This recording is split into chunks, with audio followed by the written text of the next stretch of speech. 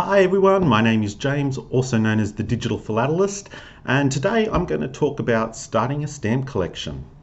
So I've been collecting stamps for nearly 30 years. I started out with Australia, moved on to the British Commonwealth, then specialised in Zimbabwe, Zambia and Malawi, and in 2020 I decided I wanted something new to collect. So I decided to head to the Bahamas.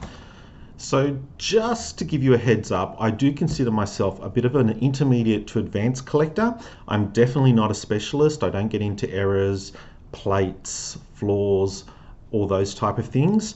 But I do have a really good sound basic knowledge of stamp terminology and how it applies to a collection.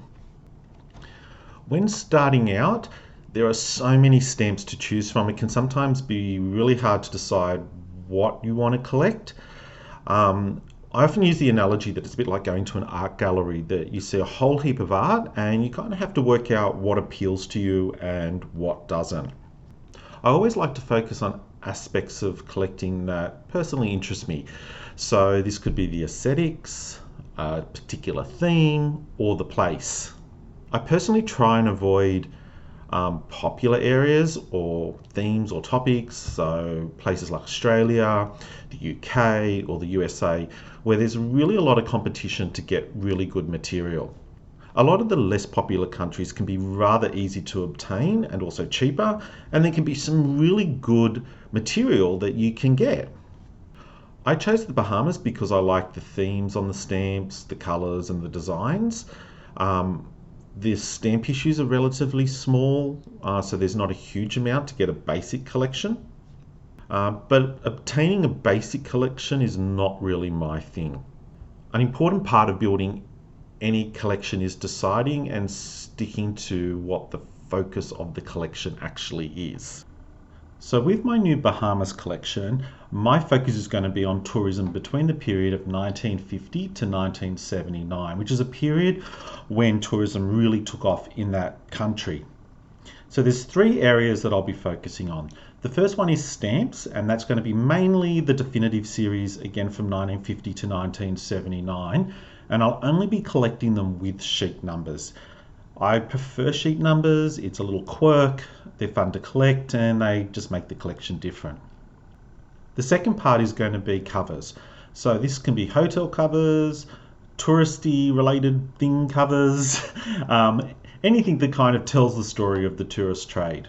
My third area will be postcards. So when I was working with the Rhodesian Studies Circle, I actually did a lot of work with postcards, and I think I kind of picked up the postcard bug. Now, one of the good things with postcards is that when you display anything, they really give a visual to maybe who the person was or where the particular place was, and it just makes the collection a bit more interesting. I'm currently storing my stamps in a Lighthouse stockbook. It's 32 black pages with glassine interleaves. I've always been a fan of Lighthouse products, and I've had them since I was a teenager. I'm storing my covers and postcards in a Lighthouse First Day cover album. It holds up to 200 covers or postcards.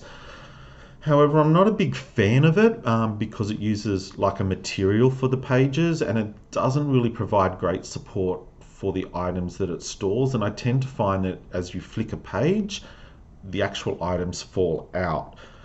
I'm waiting for the new Per albums to be released here in Australia and use their Optima black pages to store my covers and postcards. These come in a pack of 10, they're double-sided, so like a pack would hold 40 cards or covers, and they just have better support. They're like a black plastic.